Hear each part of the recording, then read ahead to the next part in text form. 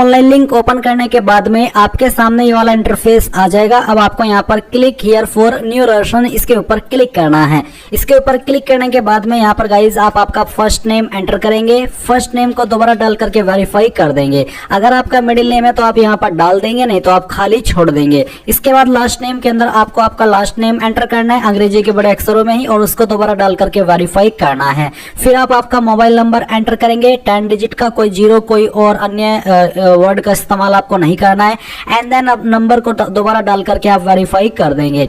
Alternative number के अंदर अगर आप कोई अन्य नंबर देना चाहते हैं, चाहे फोन का चाहे फिर लैंडलाइन का, वो आप यहाँ पर दे सकते हैं। फिर आपको ईमेल आईडी के अंदर आपकी ईमेल आईडी का @ से पहले जो भी आता है वो आपको यहाँ पर लिखना है। एंड @ के बाद में किस डोमेन पर आपकी ईमेल है, जैसे कि मेरी ईमेल gmail.com पर है तो मैं यहाँ से gmail.com सेलेक्ट कर लूंगा।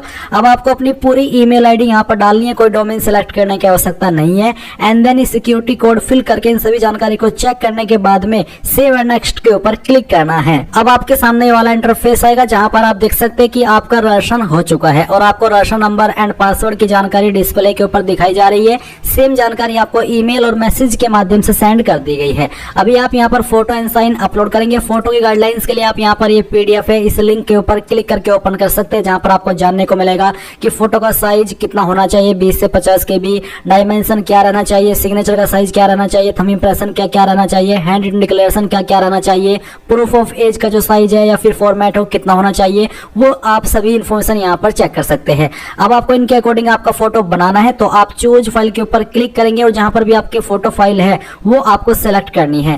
तो यहाँ पर मैं इस फाइल को सिलेक्ट करता हूँ और ओपन कर लेता हूँ, तो आपका फोटो इस तरह से आ जाएगा। अगर आपको यहाँ पर आपका फोटो नहीं दिखाई दे रहा तो आपको एक बार रिफ्रेश कर लेना है, क्योंकि कई बार सर्वर की वजह से यहाँ पर फोटो शो नहीं होता। फिर आप यहाँ पर टिक करके करेंगे कि हाँ मेरा फोटो वैलिड है। इसके बाद में जहां पर आपका साइन है, आपकी साइन की फाइल आपको सेलेक्ट करनी है, यहाँ से ओपन करनी है। साइन का साइज 10 से 20 KB के बीच में होना चाहिए और फिर यहाँ पर टिक करके नेक्स्ट के ऊपर क्लिक करेंगे। अब आपके सामने यहाँ पर 3 ऑप्शन आ चुका है, यानी कि 3 स्टेप आ चुका है। तो पोस्ट ग्रेड आप किस पोस्ट पर अप्लाई करें, मैं यहाँ पर ऑफिसर क्रेडिट की पोस्ट पर अप्लाई करके दिखा रहा हूँ, तो मैं इसको सेलेक्ट कर लेता हूँ। कास्ट कैटेगरी आपकी क्या है, SC ST OBC EWS जो भी है वही आप यहाँ पर टिक कर दीजिएगा। इसके बाद में क्या विकलांग है और आपकी विकलांगता 40% या उससे ज्यादा है, अगर हाँ तो यस, नहीं तो आप नो करेंगे। इसके बाद अगर आप इसमें यस करते हैं, आप विकलांग है, तो आपके सामने ये ऑप्शन एक्टिव होंगे जिनमें कि आपको आंसर करने हैं डिसेबिलिटी से रिलेटेड। अगर आप नहीं है विकलांग तो नो करेंगे और आपके सामने ये ऑप्शन इनएक्टिव रहेंगे, यानी कि आपको इनको आंसर करने की आवश्यकता नहीं है। फिर एक और सवाल है कि are you a person with specified disability, ये भी बेसिकली विकलांग के लिए ही है। अगर आप इस रूल के अकॉर्डिंग या फिर कह लीजिए कि इस एक्ट के अकॉर्डिंग विकलांग की कैटेगरी में आते हैं और आपको लिखने में डिफिकल्टी होती है तो आप इस पर यस करेंगे। अगर आप बिल्कुल ठीक ठाक है ऊपर वाले की दया से तो आप यहाँ पर नो कर देंगे। इसके बाद में यहाँ पर है are you a child family member of those who died in 1984 revolt, यानी कि 1984 दंगे के आप डिपेंडेंट है, अगर हाँ तो यस करिए, नहीं तो आपको नो करना है। Religion to which you belong, आपका रिलीजन क्या है वो आपको यहाँ पर सेलेक्ट कर लेना है। फिर क्या आप रिलीजियस माइनॉरिटी कम्युनिटी से बिलोंग करते हैं, अगर करते हैं तो यस करिएगा, नहीं तो आप नो करेंगे। क्या आप एक एक्स सर्विसमैन है इंक्लूडिंग ECOS और SSC COS, अगर हाँ तो यस, नहीं तो आप नो करेंगे। इसके बाद यहाँ पर है नेशनलिटी, तो आप नेशनलिटी में इंडियन सेलेक्ट कर लेंगे। एंड देन फिर आपको बताना कि कौन सी स्टेट या UT के अंदर आप अपना एग्जाम सेंटर रखना चाहते हैं, वो स्टेट आप सिलेक्ट कीजिए और फिर किस सिटी के अंदर चाहते हैं वो सिटी भी आपको सिलेक्ट कर लेनी है। इसके बाद में आपको यहाँ पर आपकी DOB बतानी होगी, पहले डे सेलेक्ट कीजिए, फिर यहाँ से आपका मंथ और फिर जो भी ईयर है वो भी आप सिलेक्ट कर लेंगे। जेंडर आपका क्या है वो आप टिक कर देंगे। अगर आप जुड़वा भाई बहन है तो आप यहाँ पर यस करेंगे, नहीं तो आपको नो करना है।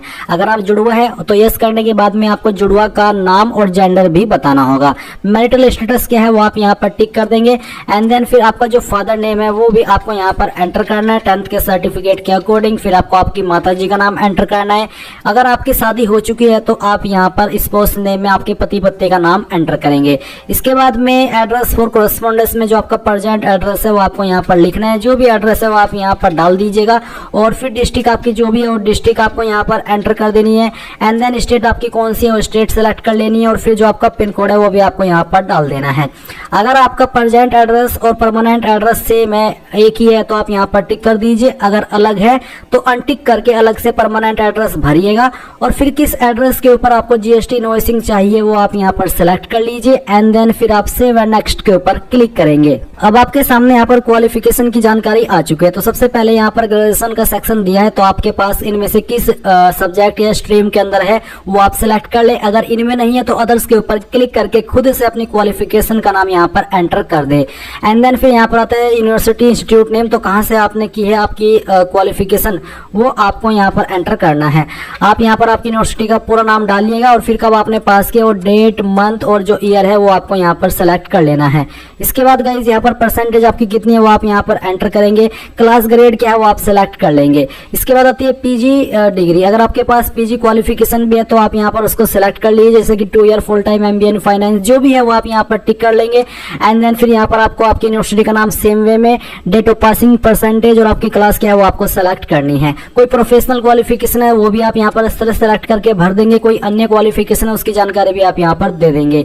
इसके बाद नीचे आएंगे यहाँ पर एक्सपीरियंस का सेक्शन, तो अगर आपके पास एक्सपीरियंस है और आप उसकी जानकारी दे रहे हैं तो आपको यहाँ पर नेम ऑफ द एम्प्लॉयर के अंदर कंपनी या फिर उस बंदे का नाम देना है जहां पर आप काम करते थे।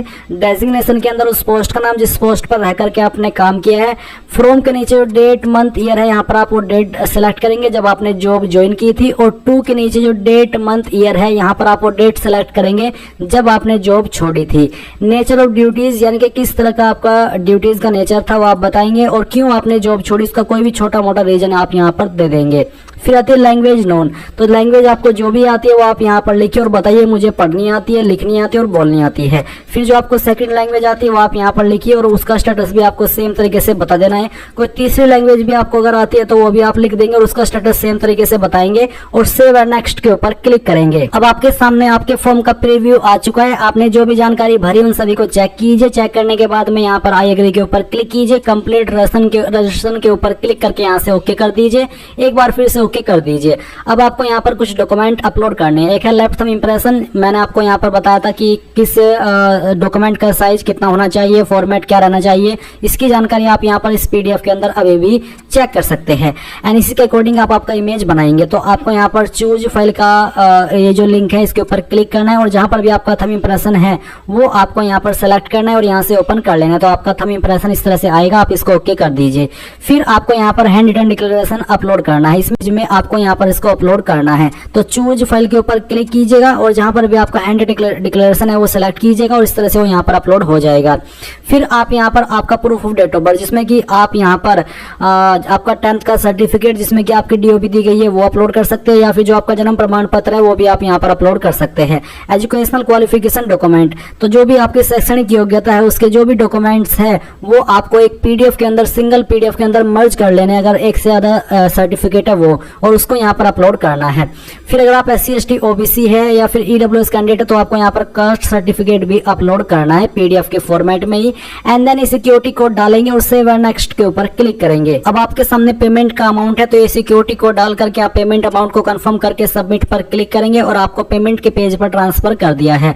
आप अपनी application fees, credit card, debit card, other debit card, internet banking, wallet, cash card, QR, UPI इनमें से किसी भी माध्यम का इस्तेमाल करके फीस को जमा कर सकते हैं। जैसे ही आप अपनी एप्लीकेशन फीस जमा कर देंगे तो आप अपने फॉर्म का फाइनल प्रिंट आउट ले पाएंगे।